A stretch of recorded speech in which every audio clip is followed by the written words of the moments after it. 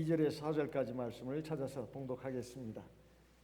요한 3서, 요한계시록 앞에 유다서, 그 앞에 요한 3서가 있습니다. 요한 3서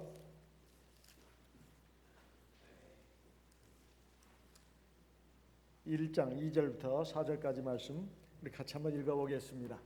요한 3서 1장 2절에서 4절까지 말씀을 같이 읽겠습니다. 사랑하는 자여, 내 영혼이 잘됨 같이 네가 범사에 잘되고 강건하기를 내가 간구하노라. 형제들이 와서 내게 있는 진리를 증거하되 네가 진리 안에서 행한다 하니 내가 심히 기뻐하노라. 내가 내 자녀들이 진리 안에서 행한다함을 듣는 것보다 더 즐거움이 없도다. 자, 한 번밖에 없는 인생을 살면서 사람들이 누구나가 할 것 없이 원하는 것은 세상에서 성공하는 것이고 세상에서 행복하게 사는 겁니다. 도대체 뭐가 성공적인 인생이고 뭐가 행복한 삶인가? 여기에 대해서는 사람마다 생각하는 바가 조금씩 차이가 있겠습니다만은 공통적으로 건강하고 그리고 돈 문제에 있어서 어려움이 없고 그리고 세상적으로도 사람들이 알아주고 인정해주는 직업을 갖고 그리고 더 나아가서 사람들이 나를 칭찬해주고 인정해줄 수 있는 그런 일을 할 수 있는 인생이라면 그것이 바로 행복이 아니겠는가, 성공 인생이 아니겠는가, 이렇게 생각들을 합니다. 그런데 우리 하나님의 백성들은 이 성공 인생에 대해서, 복된 삶에 대해서 어떻게 생각해야 할 것인가?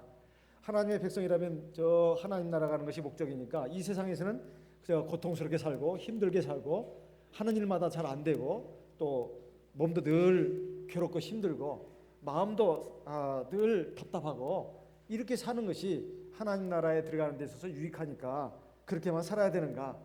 가끔 우리가 하나님 말씀을 듣다 보면 도대체 헷갈릴 때가 많습니다. 그런데 우리가 이 부분에 대해서 조금 더 생각을 바로 좀 세워야 될 필요가 있습니다. 어느 양극단도 사실은 맞지 않는 것이라고 할 수 있습니다. 왜 그런가? 하나님께서 어차피 이 인생을 한 번으로 우리에게 주셨습니다. 그래서 일생이라고 하는 겁니다. 한 번밖에 없는 삶이라 해서 일생이라고 하는 거예요. 2생도 아니고 3생도 아닙니다. 일생입니다. 그 일생을 어떻게 살 것인가, 그리고 어떤 내용으로 살 것인가, 이것을 생각하는 데 있어서 세상 사람들이 꿈꾸듯이 너희들은 돈 그렇게 가질 생각하지 마라, 또 잘 될 생각하지 마라, 그리고 건강할 생각하지 마라, 그거 아닙니다. 그렇다 해서 반대로 세상 사람들이 그렇게 하는 그것을 그대로 따라가서는 안 된다는 겁니다. 그러면 이래야 된다는 말이요, 저래야 된다는 말이요, 우리가 헷갈립니다. 우리가 여기에서 생각할 것은, 제일 중요한 것은 우리 영혼이 구원받는 것입니다. 그리고 우리 영혼이 건강해지는 것이다. 오늘 이 말씀도 한번 보십시오. 사랑하는 자여, 네 영혼이 잘됨 같이. 첫째가 이것입니다. 첫째가 우리 영혼이 구원을 받고 생명을 얻어야 합니다. 그리고 강건해져야 된다. 이게 항상 첫째입니다. 그 바탕 위에서 범사가 잘 되기를 바라고 또 강건하기를 바라야 된다 이 말이에요. 근데 우리는 이것을 생각하지 않고 세상 많은 사람들이 불신앙자로 불신자로 살다 보니까 거기에 휩쓸려가 살다 보니까 거기에 그냥 우리는 알게 모르게 다 동화가 돼가지고 어쨌든 돈이 최고야, 권력과 명예가 최고야, 최고의 직업을 가져야 돼, 사람들에게 명성을 얻어야 돼, 이런 쪽에만 매달려 있다 이 말이에요. 그것을 누가 가지고 있고 관장하고 그걸 나눠주는가? 여기에 대해서 우리가 늘 하나님의 말씀을 듣고 배우면서도 그걸 잘 한쪽 귀로 듣고 한쪽 귀로 흘러버리는 경우도 많고, 또 그것을 얻으려면 어떻게 해야 되는가? 분명히 하나님 말씀을 통해서 듣고 배우는데도 불구하고 우리가 미련해서 그런 것인지 우리가 잠을 자서 그런 것인지 그 말씀을 잘 깨닫지를 못하고 자꾸 엉뚱한 데서 헤매는 경우가 있다는 것입니다. 첫째는 우리 영혼이 구원받는 것, 그래서 생명을 얻는 것, 그것은 끝나는 것이 아니라 우리 영혼이 강건해지는 것입니다. 하나님 앞에서 아름답고 그리고 성숙한 그런 우리 속사람으로 나가는데 우리가 먼저 주안점을 둬야 된다. 그 바탕 위에서 우리가 세상에서 사는 삶, 세상에서 누리는 그 삶의 어떤 기쁨, 보람, 이런 것들을 우리가 제대로 누릴 수가 있다는 것입니다. 이 순서를 잘 모르고, 그리고 어느 하나를 빼버리면, 그 앞에 그 선결 조건을 빼버리면 사실 우리는 세상 사람과 다를 바 없는 인생을 사는 것입니다. 이것은 복이 아니라 오히려 화가 되고 저주의 그 원인이 되기도 하고 배경이 되기도 한다는 것입니다. 하나님은 하나님의 말씀을 통해서 계속해서 강조하고 있는 것입니다. 그래서 이 삶을 살려면 어떻게 되는가? 우리가 오늘 오후 시간은 주로 이제 식사를 하고 또 어제 밤부터 오전 예배까지 해서 굉장히 긴장들을 해가지고 이제 막 밥 먹고 나면 막 이제 좀 풀어지기도 하고 너무나 긴장을 이게 많이 한 상태에서 이제 오후 시간에는 좀 나른한 시간이기도 합니다. 그래서 이제 좀 간략하게 해가지고 한 세 가지 부분으로 한번 생각해 보도록 하겠습니다. 옛날 중국에 한 청년이 있었습니다. 근데 북쪽에서 전쟁이 터졌어요. 그 소식을 들었습니다. 그래서 이 청년은 굉장히 애국심이 강했습니다. 그래가지고 급히 칼을 잡아들고 완전 무장을 한 채 말을 잡아타고 전쟁터로 향했습니다. 한참을 달려가는데 어떤 노인이 이 청년을 멈추게 했습니다. 그리고 물었습니다. 청년, 지금 어디로 가는 거요? 그러니까 이 청년이 하는 말이, 지금 북쪽에 전쟁이 일어났습니다. 저는 이 전쟁에서 우리나라가 꼭 승리해야 되겠기에 지금 그 전쟁터로 달려가고 있는 중입니다. 이렇게 말했습니다. 그러니까 노인이 이 청년한테 하는 말이, 아니 젊은이, 자네가 거기 가서 전투에 임해가지고 이긴다는 보장이 있는가? 그러니까 이 청년이 하는 말이, 저는 말입니다, 노인장, 지금 저는 용기 100배 있습니다. 그리고 저에게는 아주 예리한 칼이 있습니다. 그리고 제 말은 굉장히 빠릅니다. 튼튼합니다. 그래서 저는 거기 가서 무공을 세울 수 있고 반드시 전쟁을 승리로 이끌 자신이 있습니다. 이렇게 말했습니다. 그랬더니 노인이 하는 말씀이, 그래? 하지만 말이야, 자네 지금 자네 하고 있는 모든 것이 다 부질없는 짓이라네. 오히려 자네의 말이 빨리 달리면 달릴수록 자네는 지금 승리로부터 점점 멀어질 것일세. 이렇게 말했습니다. 그랬더니 이 젊은이가 너무나 의아해가지고 그 노인에게 물었습니다. 아니 어르신, 왜 그런 말씀을 저한테 하십니까? 그 이유가 뭡니까? 그러니까 이 노인이 하는 말씀이, 빙그레 웃으면서 하는 말이, 지금 전쟁이 터진 것은 지금 북쪽이라고 하지 않았는가? 그렇죠, 북쪽이죠. 근데 지금 자네는 어디로 가고 있는가? 자네는 지금 말을 타고 남쪽으로 가고 있어. 그러니 전쟁은커녕 승리로부터 아주 멀어지고 있는 것이지. 이런 말이다. 사실 이게 이게 무슨 얘기, 말 같지 않는 얘기냐, 이렇게 생각할 수도 있겠습니다. 이것은 뭘 우리에게 가르쳐 주는 것인가? 중국의 여러 가지 그 고사성어를 보게 되면 우리에게 가르쳐 주는 교훈들이 제법 많습니다. 인생에 있어서 중요한 것은 방향을 잘 잡는 것이다, 이 말이에요. 방향을 잘 잡는 것보다 더 중요한 일이 없다는 것입니다. 아무리 자기가 뛰어난 힘을 가지고 있고 자원을 가지고 있고 기술을 가지고 있고 무기를 가지고 있고 도구를 가지고 있다 하더라도 방향을 잘못 잡고 치달아가면 만사가 다 도루묵이 된다는 거예요. 이런 연유로 인해서 어떤 분은 이런 말을 했습니다. 인생 최대의 비극이 뭔가? 그것은 인생에서 실패하는 것이 아니라는 겁니다. 실패하는 것이 아니라 쓸데없는 일에 성공하는 것. 이것이 인생의 최대의 실패라는 거예요. 쓸데없는 일에 성공하는 것. 이런 일이 있을 수 있을까요? 쓸데없는 일에 성공하는 것. 예를 들면 바둑을 열심히 두는 분이 있습니다. 자기가 열심히 둬가지고 밥도 안 먹고 밥도 어떨 때는 안 먹어요. 밥도 제대로 안 먹고 막 그냥 열심히 바둑만 둡니다. 그렇게 해서 프로기사가 되겠다는 그런 목표, 꿈을 가지고 있는 것은 또 모르겠지만은 그런 것도 아니면서 그냥 바둑 자체가 좋아가지고, 사실 그 바둑이라는 것이 생각에 따라서는 하나의 잡기에 불과할 수도 있습니다. 잡기, 바둑이라든가 장기 같은 거. 이거 아무리 잘한다 한들 그게 무슨 일이겠냐 이 말이에요. 근데 거기에다가 온 시간을 다 쏟아붓고 있다 이 말이죠. 사실 인생에 있어서 해야 될 일, 중요한 일, 가치 있는 일이 훨씬 더 많이 있을 텐데도 불구하고 거기다가 그냥 다 쏟아붓고 있다 이 말이죠. 그러면 이게 되겠냐 이 말이에요. 우리 주변을 둘러봐도 사실 방향을 잘못 잡아가지고 일생을 갖다가 한평생을 쓸데없는 일에, 또 무가치한 일에, 별 유익도 없는 일에 시간과 정력을 소모하는 이들을 많이 볼 수가 있습니다. 저 사람은 왜 저렇게 사나? 저게 그렇게 뭐가 그렇게 중요하다고? 그게 정말로 자기 자신뿐만 아니라 다른 사람들에게 유익을 주고 참 기쁨을 주고 그리고 뭔가 하나님께 영광이 되고 뭔가 하나님 앞에 선한 일이 되는 것이라면 괜찮습니다. 그런데 그런 것이 아닌 일에 그냥 시간, 정력, 돈 그리고 자기의 모든 자원을 갖다가 쏟아붓는 그런 사람들이 있는 걸 볼 때 우리는 그런 생각을 한다 이 말이에요. 그럼 우리 하나님의 백성들이 제일 먼저 방향을 어떻게 잡아야 할 것인가? 이게 굉장히 중요한 거 아니겠습니까? 대체 세상에서 그러면 나는 뭘 하면서 살아는 말입니까? 어떤 길로 가야 합니까?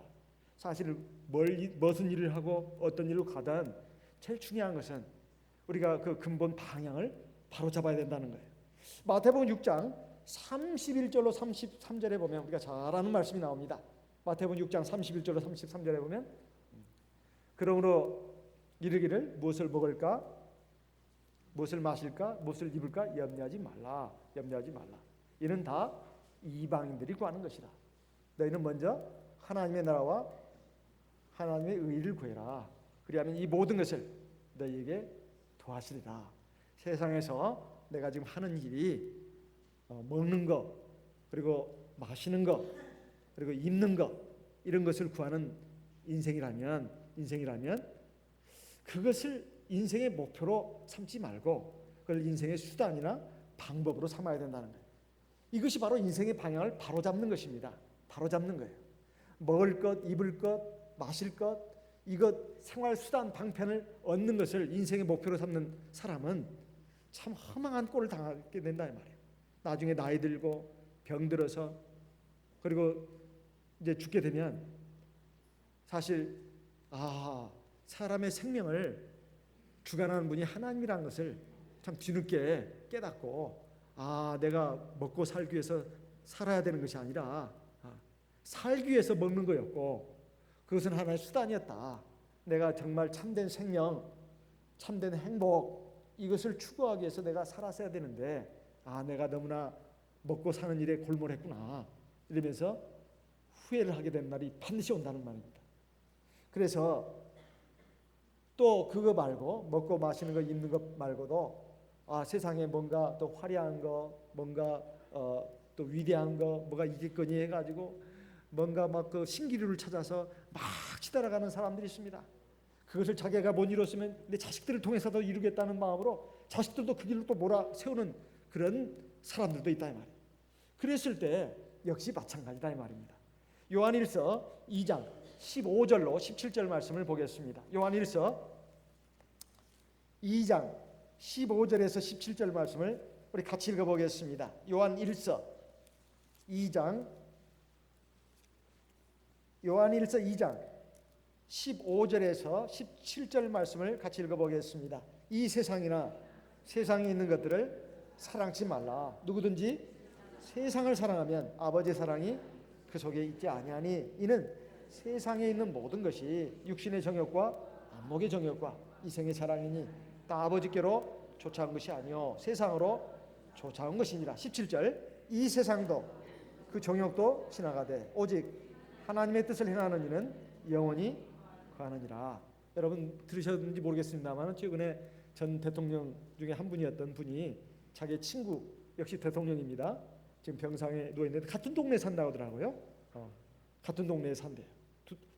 전직 대통령이 같은 동네 그것도 걸어서 한 5분 거리인가요? 10분 거리에 산다고 그러더라고요. 그런데 먼 일로 인해 가지고 지금 막 그 원수처럼 된 사이인데 이제 이 한 분이 그 친구 찾아갔습니다. 지금 병상에 누워 계신 대통령 전직 대통령 찾아갔다 이 말. 그러니까 말을 못 해요. 지금 막 중병에 걸려 가지고 그래서 여보게 나왔네. 그러니까 나 알아보면은 눈이라도 깜빡하세. 그러니까 눈을 깜빡하더라는 거예요. 알아본다는 거죠. 참 옛날에 대통령이라면, 지금은 모르겠습니다. 참 이건 대단한 자리 아닙니까? 대단한 자리란 말이에요. 이 세상에 이런 영광이 어디가 있고 이런 명예가 어디가 있습니까? 아무리 그게 힘든 자리라 해도 그게 대단한 자리이기 때문에 그렇게 그 자리를 노리는 거 아니겠습니까? 그렇지만은 이제 결국 나이가 들고, 아니 이제 몇 년, 5년입니다. 딱 5년이에요. 지나면 볼품 없어져요. 앞에 전자가 들어가면 이게 별거 아니에요. 전직 다 이게 우리 앞에 전직이란 말이 다 붙습니다. 이제 나중에 무덤에 들어가면 뭐가 붙죠? 전자가 대신에 뭐가 붙죠? 고자가 붙습니다. 고자가. 이제 세상 떠났다는 거죠. 전자에서 고자로 바뀐다. 우리 인생이 그렇습니다. 사실 짧은 인생입니다. 사랑도 미움도 욕심도 다 부질없는 것처럼 돼버리는 삶을 우리 모든 인생들이 이 세상에서 살고 있다 이 말이에요. 그래서 여기에 이 세상에 있는 모든 것들 사랑하지 마라. 이 세상도 세상에 있는 거 사랑하지 마라. 이게. 좋아하는 건 안 될까요? 좋아하는 것도 안 된다. 우리는 잠시 머물다가는 나그네 인생이다. 이 세상에 있는 모든 것이 육신의 정욕, 안목의 정욕, 이생의 자랑이다. 이것은 하나님 아버지께로부터 나온 것이 아니라는 겁니다. 이 세상은 하나님이 만드신 것인데 이 세상에 있는 그 환상 같은 거, 신기루 같은 거, 이것은 마귀가 그렇게 보이게 한 겁니다. 이 세상을 정욕으로, 죄악으로 물들게 하는 것은 마귀입니다. 그런 것들을 추구하지 말아야 해요. 이 세상도 그 정욕도 지나가지만 오직 하나님의 뜻을 행하는 사람은 영원히 간다. 이거네요. 아까 예수님께서 하나님의 나라와 의를 먼저 구해라. 그러면 너희에게 먹을 것, 마실 것, 입을 것 더해준다. 더 물어준다. 이렇게 말씀하셨는데 여기 요한 사도는 예수님의 말씀을 그대로 이어받아가지고 이 세상에 있는 것들 사랑하지 마라. 왜? 다 지나가는 거야. 다 지나가는 거야. 오직 하나님의 뜻을 행하는 사람이 되라. 그래야 영원히 간다는 거예요. 그럼 하나님의 뜻이 뭡니까? 이 세상 사랑하지 말고 이 세상에 있는 거 사랑하지 말라면 어떻게 살라는 말이에요? 이 세상에 살지 말고 어디 저 우주에 가서 살라는 말인가요? 그런 말 아닙니다. 그러니까 이 세상에 살 때 근본적이고 본질적인 것을 삶의 목표로 세우고 살아야 된다 그 말이에요. 살아야 된다 그 말이에요. 그게 뭐냐 이 말입니다. 오늘 우리 찬송 인도자도 얘기했습니다. 사랑입니다. 근데 그 사랑이 어떤 사랑이냐? 남녀 간의 사랑이요? 그냥 감상적인 사랑이 아닙니다. 사랑은 하나님을 사랑하고 사람을 사랑하는 겁니다. 그럼 뭐가 하나님 사랑하는 것이냐 이 말이에요. 하나님 사랑해요, 사랑해요 말만 하면 된다? 노래만 부르면 된다? 아닙니다. 하나님을 사랑하는 것은 그의 계명을 지키는 거예요. 요한일서 5장을 보겠습니다. 요한일서 5장 2절 3절 같이 읽어보겠습니다. 요한일서 5장 2절 3절 같이 읽어보겠습니다. 우리가 하나님을 사랑하고 그의 계명들을 지킬 때에 이로써 우리가 하나님의 자녀 사랑하는 줄을 아느니라. 3절 하나님을 사랑하는 것은 이것이니 우리가 그의 계명들을 지키는 것이다. 그의 계명들은 무거운 것이 아니로다. 하나님도 참 이기적인 분이네. 자기 사랑하라고 막 이렇게 세상에 자기가 기록한 말씀에다가 자기 사랑하라고 하니 하나님도 참 진짜 얌체야 이렇게 생각하는 분이 있을지 몰라요. 하나님이 얌체라서 자기밖에 모르는 심술쟁이라서 그런 게 아닙니다. 하나님이 자기를 사랑하라는 것은 사실은 나 자신을 위한 겁니다. 하나님 자신에는 유익이 없어요. 하나님 뭐가 아쉬워가지고 우리같이 희득버득하는 사람 이런 존재들한테 사랑을 구걸하고 애걸하겠냐 이 말이에요. 하나님을 사랑하라는 것은 하나님 계명을 지키는 것인데 이것은 결국 우리에게 내 자신에게 생명이 되고 나에게 영원한 행복이 되기 때문에 그렇습니다. 하나님에게는 유익이 없어요. 나에게 유익이 있기 때문에 하나님을 사랑하라는 것입니다. 왜? 하나님에게 생명과 영원한 행복이 있으니까. 영원한 생명과 영원한 행복이 하나님께 있습니다. 그래서 하나님을 사랑하라는 거예요. 다른 이유가 아닙니다. 우리가 하나님을 사랑하게 되면, 하나님을 사랑하는 마음으로 그의 계명을 지키게 되면 하나님이 우리에게 생명도 주시고 또 영원한 행복도 주시는데 이 세상도 마찬가지예요. 참 평안을 주십니다. 그리고 먹을 거, 마실 거, 입을 거 주신다 이 말이에요.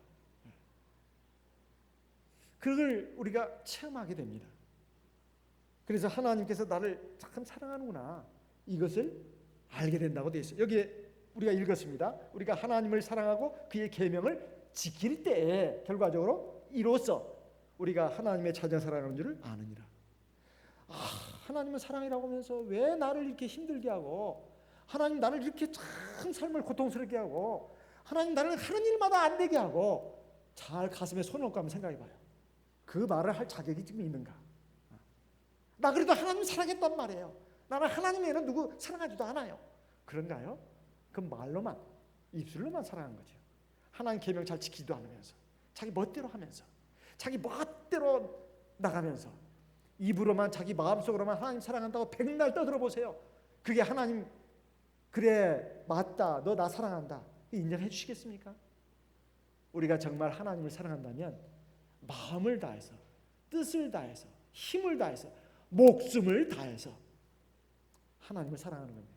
그것은 그의 계명을 지키는 걸 말해요. 정말 우리가 언제 목숨을 다하고 마음을 다하고 힘을 다하고 뜻을 다해서 그 하나님의 계명을 지키려고 했습니까? 그래 나는 목숨은 안 다했습니다. 힘은 안 다했습니다. 그런데 말이죠, 하나님, 나는 마음은 다했어요. 정말 그렇습니까? 마음이 정말 내 하나님 말씀으로 꽉 차 있냐 이 말이에요. 그렇다면 내 말, 내 행동, 내 태도, 이것이 하나님의 말씀으로 해서 나오는 것이어야 합니다. 마음 씀씀이나 생각이나 말이나 행동이나 정말 하나님의 말씀에 꽉 젖어가지고 나오는 것이어야 된다.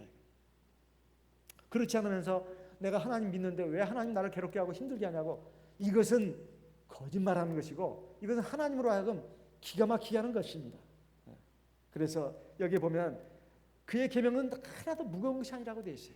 사실 우리가 하나님을 잘 믿지 못하고 하나님 앞에 하나님을 믿지 않기 때문에, 그리고 내 욕심이 살아있고 내 어리석은 생각, 교만한 생각이 살아있기 때문에 하나님 말씀을 부담스러워하고 힘겨워하고 잘 안 지키려고 하는 겁니다. 자꾸 내 성질대로, 내 생각대로, 내 고집대로 나가는 거예요. 그리고는 뭐가 안 되면 꼭 그때마다 하는 말이 있어요.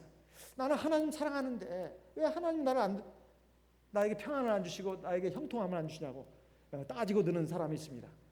이건 정말로 안 되는 일이죠. 우리가 하나님을 사랑하는 것이 우리 인생의 본분입니다. 그리고 내가 정말로 행복해지는 비결이다 이 말이에요. 그리고 또 하나는 사람을 사랑하는 것입니다. 사람 사랑하는 것도 이거 억지로 안 되는 겁니다. 억지로 안 되는 거예요. 형제 사랑하자, 형제 사랑 안 되는 거예요. 사실은 믿음, 소망, 사랑, 이 세 가지는 항상 있을 것인데 그 중에 제일은 뭐라고요? 사랑이라. 그러면 우리 아동반들 믿음 반, 소망 반, 사랑 반 있습니다. 화평반도 있어요. 또 온유반도 있고 겸손반도 있습니다. 그러면 제일 좋은 반이 어떤 반이냐? 어떤 반이죠? 사랑반입니다. 그럴까요? 사실 믿음에서 시작해서 믿음으로 끝나는 것이 우리의 인생이라고 했고 구원받는 비결이라 했는데, 그것은 이렇게 이해를 해야 정확하게 이해한 겁니다. 첫째, 우리가 믿음을 가져야 합니다. 하나님 살아계시고 하나님 말씀이 진리고 생명이고 그 믿음이 있어야 하나님 말씀에 살고, 또 소망, 그다음 두 번째 단계 소망이잖아요. 세상에다 두지 않고 세상에 허망한 것에 두지 않고 하나님과 하나님 나라에다 둡니다. 믿음을 제대로 갖춘 사람만이 그 다음에 소망의 문제가 생기는 거예요. 꿈이 아닙니다. 희망이 아니에요. 소망이에요. 소망. 꿈이나 희망은 이 세상에서 가지는 것들입니다. 육신적인 것들을 주로 꿈이나 소원이라고 합니다. 소망을 말하고, 특히 용어를 바꿔서 말하고 있어요. 자기의 꿈과 희망을 세상에 두지 않고 하나님과 하나님 나라에 둘 때 그것을 소망이라고 하는 것입니다. 그러면 하나님과 하나님 나라에 이제 소망을 둔 사람은 이제 뭘 생각하게 되느냐? 가장 중요한 걸 생각하게 됩니다. 우리가 이 세상에 얼마 살지 못하지, 우리는 이 세상을 나그네로 사는 거야. 우리는 하나님과 하나님 나라에 소망을 둔 사람이야. 그러니까 하나님 더 사랑해야 돼. 그리고 사람 사랑해야 돼. 이 사랑으로 올라갑니다. 사랑은 최고봉입니다. 마치 탑과도 같아요. 제 1층 탑이 뭐예요? 믿음이에요. 2층 탑이 소망입니다. 3층 탑이 사랑이에요. 1층 탑이 없는데 2층이 탑이 있을 리가 없고 2층 탑이 없는데 3층 사랑이 있을 수가 없어요. 그러니까 믿음이 제일 중요한 것입니다. 사실은 제일 중요한 거예요. 믿음이 없는 상태에서 바른 소망을 가질 수가 없지 않습니까? 또 바른 소망이 없는 사람이 어떻게 사랑을 할 수 있냐 이 말이에요. 하나님을 사랑하는 것이 바로 나를 위한 것이고 이웃을 사랑하는 것이 바로 나를 위한 것입니다. 이웃을 위한 게 아니에요. 결국 나를 위한 것입니다. 사람은 다 이기적인 존재예요.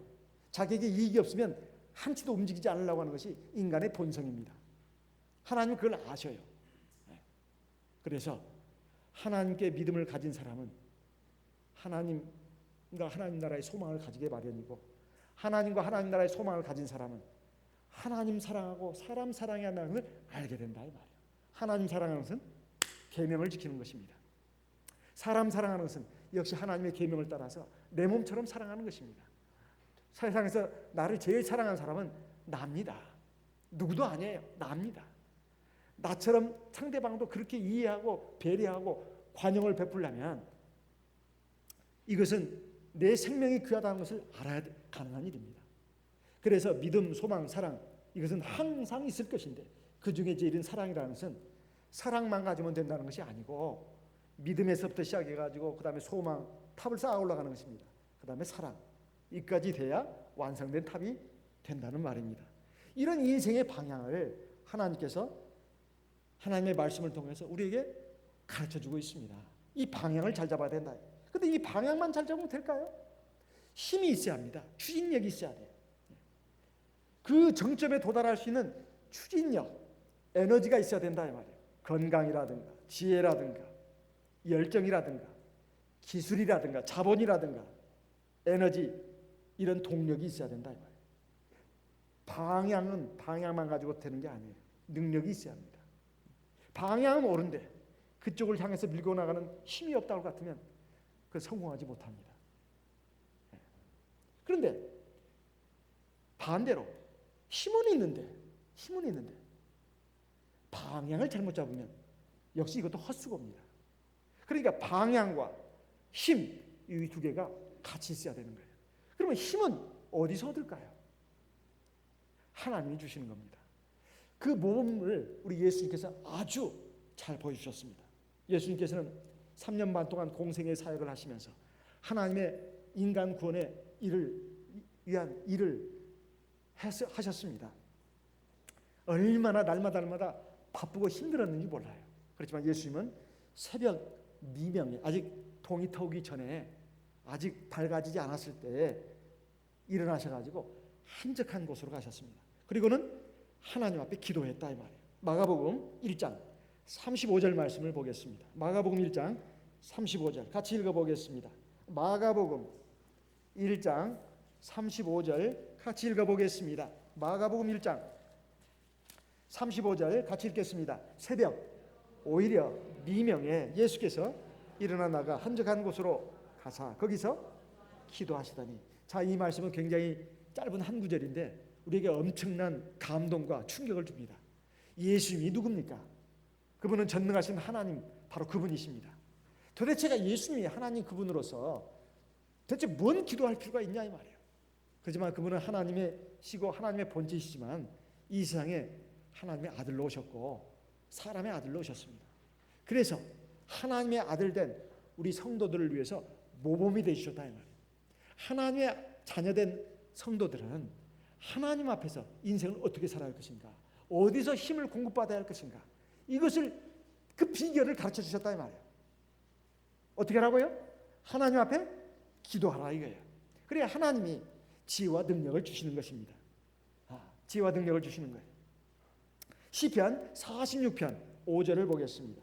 시편 46편 5절 같이 읽어보겠습니다.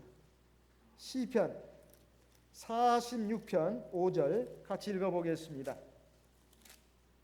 시편 46편 5절 같이 읽어보겠습니다. 하나님이 그 성 중에 거하심에 성이 요동치 아니할 것이라. 새벽에 하나님이 도우시리로다. 하나님이 언제 도우신다고요?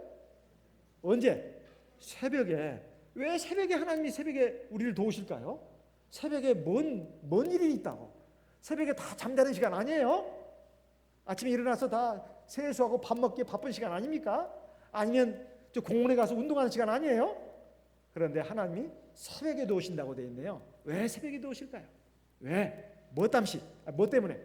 바로 새벽에 하나님의 백성들이 기도를 한다 이 말이에요. 새벽에 하나님의 백성들이 기도를 하기 때문에 그 기도를 들으시고 도와주신다는 거예요. 시편 88편 13절 보겠습니다. 시편 88편 13절 같이 읽어보겠습니다. 시편 88편 13절 같이 읽겠습니다. 여호와여 오직 주께 내가 부르짖었사오니 아침에 나의 기도가 주의 앞에 달하리다. 하나님이 새벽에 도우신다더니 정말이네.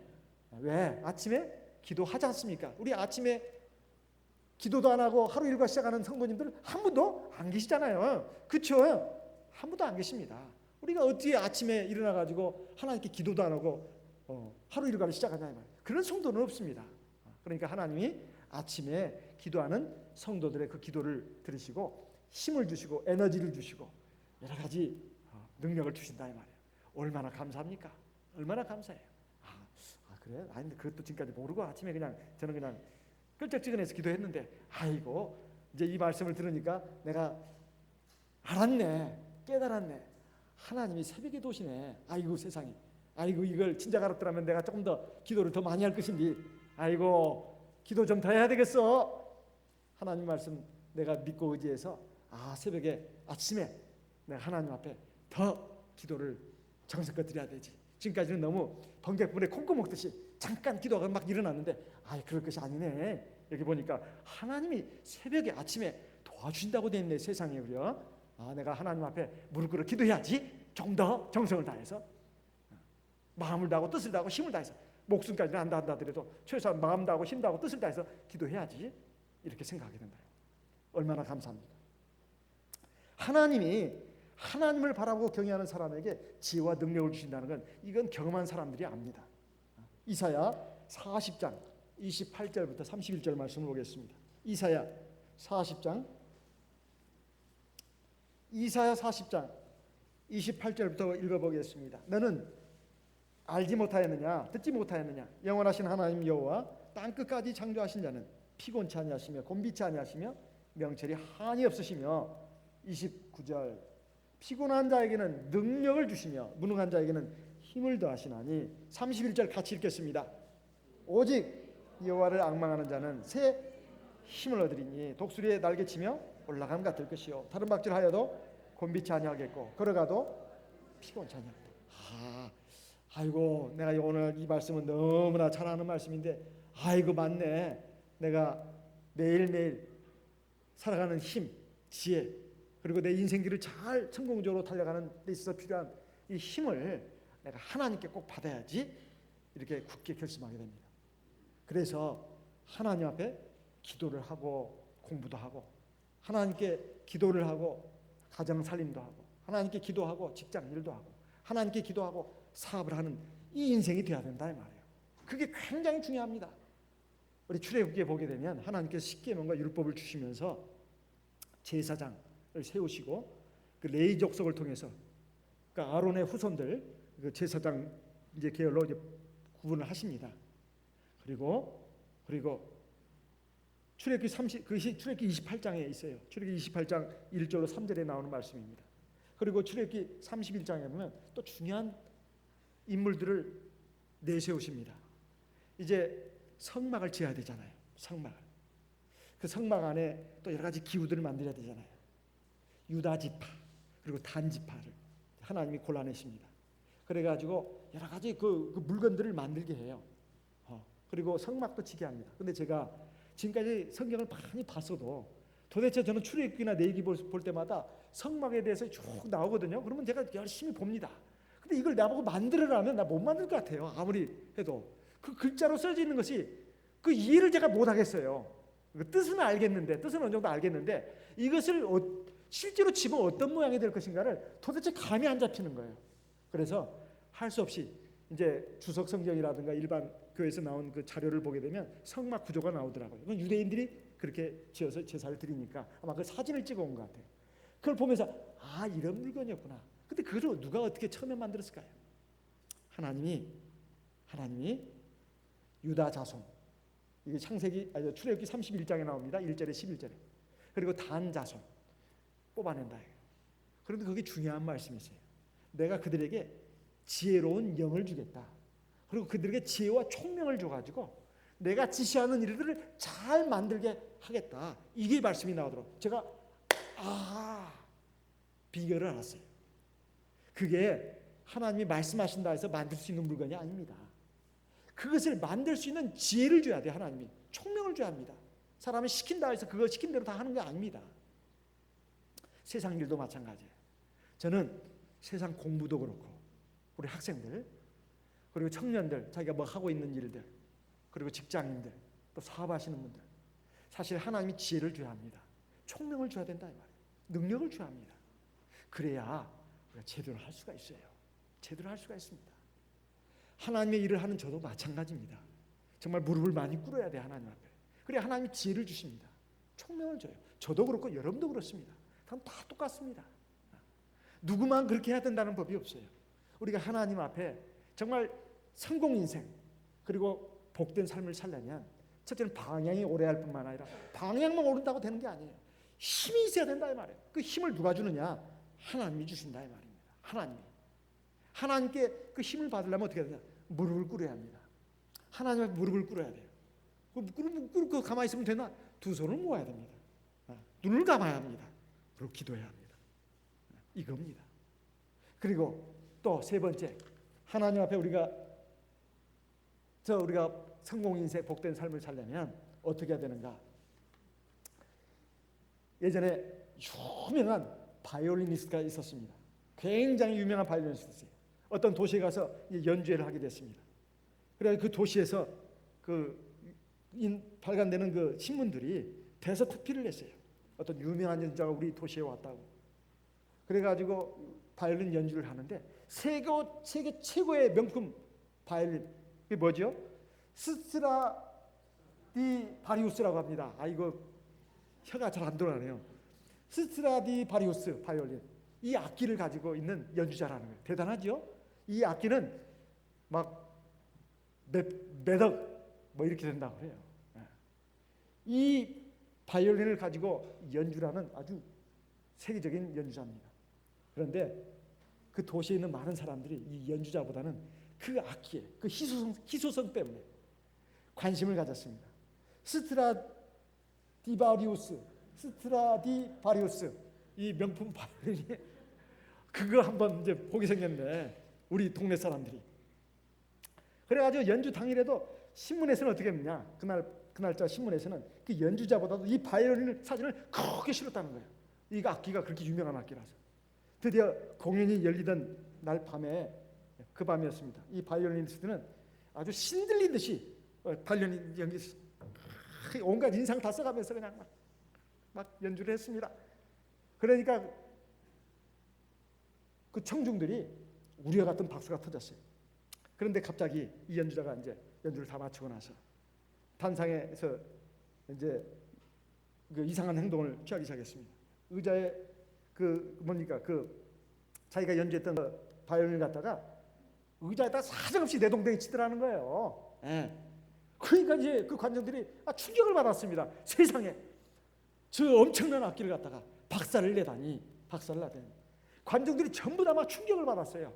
이거 저거 돈 뭐 몇 억이 문제가 아닙니다. 저 귀한 악기를 갖다가 저렇게 박살을 낼 수가 있단 말인가. 도대체 이 연주자가 왜 저런 일을 이상한 행동을 하는가. 이제 바이올리니스트가 드디어 입을 열었습니다. 저는 오늘 아침 저에 관한 기사를 봤습니다. 신문에서. 그런데 제가 가진 악기가 얼마나 대단한지에 대한 기사도 읽었습니다. 그 신문을 본 저는 보고 나서 저는 전당포에 갔습니다. 그래가지고 $10를 주고 10달러를 주고 이 중고 바이올린을 샀습니다. 이 낡아빠진 악기에다가 제가 세 줄을 바꿔 끼웠습니다.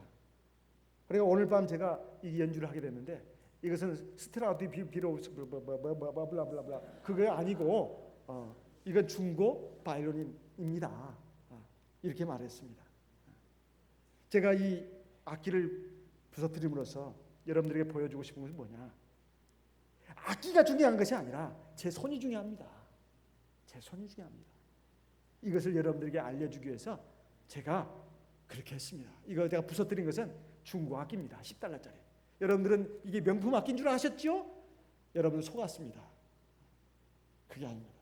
여러분, 똑같은 명품 악기라 할지라도 연주자가 누구냐에 따라서 소리가 다릅니다. 아무리 좋은 바이올린은 뭐합니까?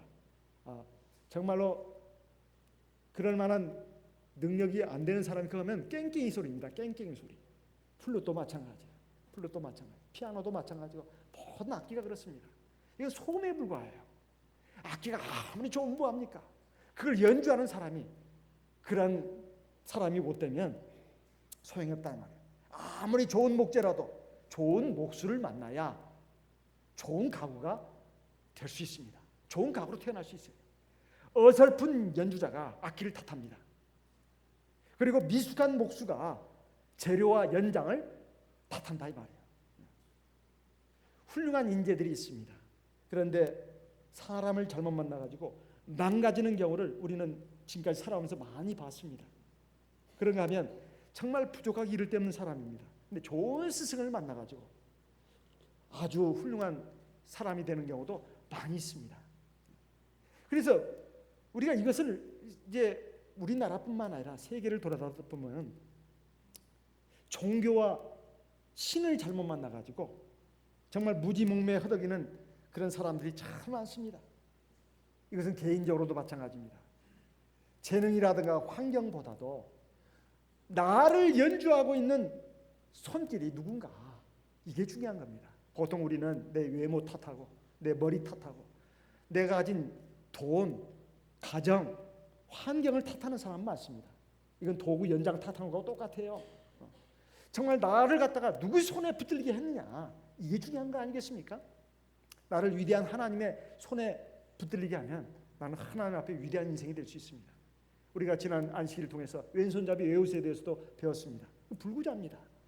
오른손을 못 써가지고 왼손 하나 가지고 나는 불구자였다 이 말이에요. 근데 하나님의 위대한 사사가 되지 않았습니까? 그리고 이스라엘 민족을 구원한 그런 위대한 영도자가 되지 않았냐 이 말이에요. 재능이나 환경 이거 탓할 것이 아닙니다. 그러면 제일 불쌍한 사람이 어떤 사람이냐? 항상 내 그 부모 탓하고 내 가정 환경 탓하고 내 외모 탓하고 내 머리 탓하고 내 재주 탓하면서 그러면서 그냥 늘 한숨과 원망과 불평 가운데 살아가는 인생 제일 불쌍한 인생이다 이 말이에요. 제일 불쌍한 인생입니다. 그런데 내가 세상에서 뭐 아무리 머리가 좋고 또 여러 가지 가진 것이 많습니다. 근데 하나님 의지하지 않아요. 이거 역시 불쌍한 인생입니다. 그런 인생도 성공할 수 없습니다. 정말 성공하려면 어떻게 해야 되냐? 내가 가진 그 능력이 비록 한 달란트더라도 위대한 하나님의 손에 붙들려서 사용될 수 있도록 하면 나는 하나님 앞에 위대한 사람이 될 수 있다는 것입니다. 누구의 손에 붙들려 가지고 사느냐? 이것이 성공 인생, 복된 삶의 세 번째 비결입니다. 고린도전서 1장 25절로 31절 말씀 보겠습니다. 고린도전서 1장 25절에서 31절 말씀 같이 읽어보겠습니다. 고린도전서 1장 25절 하나님의 미련한 것이 사람보다 지있고 하나님의 약한 것이 사람보다 강하니라. 26절 같이 읽겠습니다. 형제들아 너희를 부르심을 보라. 육체를 따라 지혜 있는 자가 많지 아니하며 능한 자가 많지 아니하며 문벌 좋은 자가 많지 아니하도다. 27절 그러나 하나님이 세상에 미련한 것들을 택하사 지혜 있는 자들을 부끄럽게 하려 하시고 세상에 약한 것들을 택하사 강한 것들을 부끄럽게 하려 하시며 28절 하나님께서 세상에 천한 것들과 멸시받는 것들과 없는 것들을 택하사 있는 것들을 폐하려 하시나니 29절 이는 아무 육체라도 하나님 앞에서 자랑하지 못하게 하려 하심이라. 이 말씀을 백날 읽은들 이 말씀을 제대로 받아들이지 않으면 무슨 소용이 있겠습니까? 우리가 하나님 말씀을 정말 마음을 다해서 힘을 다해서 이렇게 집중해서 봐야 합니다. 아, 그렇구나. 아, 세상에서 하나님께서 부르신 백성들을 보면 지혜 있는 자, 또 능력 있는 자, 또 학벌 좋은 자가 많지 않구나. 그 이유가 뭔가? 아, 그것은 하나님이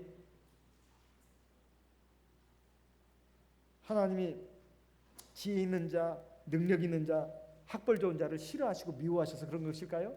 그 앞에를 읽어보시면 그런 사람들은 자기의 능력, 학벌 그리고 지혜를 해서 자부심을 갖습니다. 그리고 하나님을 잘 안 받아들이는 거예요. 그런데 교회 안에 보게 되면 이런 사람들이 적다는 것입니다. 그럼 적다는 것은 그 뭘 말하는 것일까요? 아, 그러니까 하나님은 참 능력 없는 사람, 그 지혜 없는 사람, 학벌 없는 사람을 좋아하시는구나. 단순히 그 이유가 아닙니다. 왜냐하면 이런 사람들이 자기의 한계를 알고 자기의 부족한 점을 알고 전능하신 하나님 앞에 무릎을 꿇는다 이 말이에요. 이것을 뒤집어서 말한다면 세상에서 능력이 있고 지혜가 있고 학벌이 좋은 자라 하더라도 하나님 앞에 겸손한 사람은 하나님이 쓰십니다. 성경은 그래서 두 종류를 다 쓰십니다. 모세나 바울이 대표적인 사람입니다. 또 에스라도 마찬가지 학사예요. 그 뛰어난 인물들도 쓰시지만은 대부분 또 농부라든가 어부라든가 배우지 못한 사람들을 많이 쓰셨습니다. 근데 가장 중요한 것은 뭔가? 배웠든 못 배웠든 또 지혜가 있든 지혜가 없든 능력이 있든 능력이 없든 이게 중요한 것이 아니고 누가 하나님 앞에서 겸손한가요? 그리고 하나님을 전적으로 의지하는가? 하나님의 능력을 사모하고 하나님 앞에 자기를 붙들리게 하는가? 이것이 세 번째 키포인트입니다. 우리가 성경에 나오는 많은 인물들 보면 모세도 아무리 뛰어난 사람이었다 하더라도 살인자였고 말 더듬이었습니다. 그래도 하나님 쓰셨습니다. 다윗은 목동이었습니다. 그리고 나중에 하나님의 은총을 입어서 왕이 됐지만은 역시 간음자로서 그런 실패한 인생의 실패를 경험한 사람입니다. 그런데 하나님은 그를 우뚝 세우셨습니다. 야곱은 정말 믿음도 있는 사람이었지만 간사한 사람이었다 이 말이에요. 하나님은 그를 믿음의 조상으로 세웠습니다. 요나는 하나님을 잘 경외하는 사람이었지만 하나님 말씀 순종하기 싫다고 도망간 사람이었습니다. 하나님 쓰셨습니다. 그 외에도 많은 사람들이 있습니다. 베드로 예수를 3번이나 부인했습니다. 다혈질이었습니다. 그리고 변덕이 심했어요. 하나님은 베드로를 교회 반석으로 삼으셨다 이 말이에요. 마가복음의 저자 기록자라고 해야 되겠죠. 마가는 바울 사도와 같이 복음을 전하러 가다가 도저히 나는 이 고생스러운 일을 못하겠다고 중도 하차한 사람입니다. 그래도 하나님은 그를 쓰셨다 이 말이에요. 이 성경에 보게 되면 이런 인물들이 꽤 많습니다. 도마는 역시 의심 많은 사람이었지만 역시 하나님의 12사도에게 들어갔고, 디모데는 보면은 어리어리한 사람, 어리버리한 사람이고 또 위장이 안 좋아가지고 늘 그냥 허덕 있는 사람이었습니다. 그래도 하나님은 믿음의 아들로 일꾼으로 쓰셨다 이 말이에요. 이렇게 다 인간적으로 보면 다 약점이 있고 부족한 점이 있습니다. 그렇지만 하나님은 하나님의 손에 붙들리기를 원하는 사람을 강력한 하나님의 도구로 쓰셨다 이 말이에요. 우리가 인생에 승리하는 비결, 첫째 방향, 두 번째 능력, 세 번째 누구의 손을 붙들리는가. 이거 다 신앙과 관련된 부분입니다. 우리가 이런 부분을 우리가 바로 알고 나갈 때 우리가 하나님 앞에서 성공 인생, 복된 삶을 살 수 있게 될 것입니다. 우리는 이 하나님 말씀을 따라서 정말로 후회 없는 삶, 복된 삶, 성공 인생을 살기를 바랍니다. 다 같이 이 시간 들으신 말씀을 기억하시고 하나님 앞에 기도하겠습니다.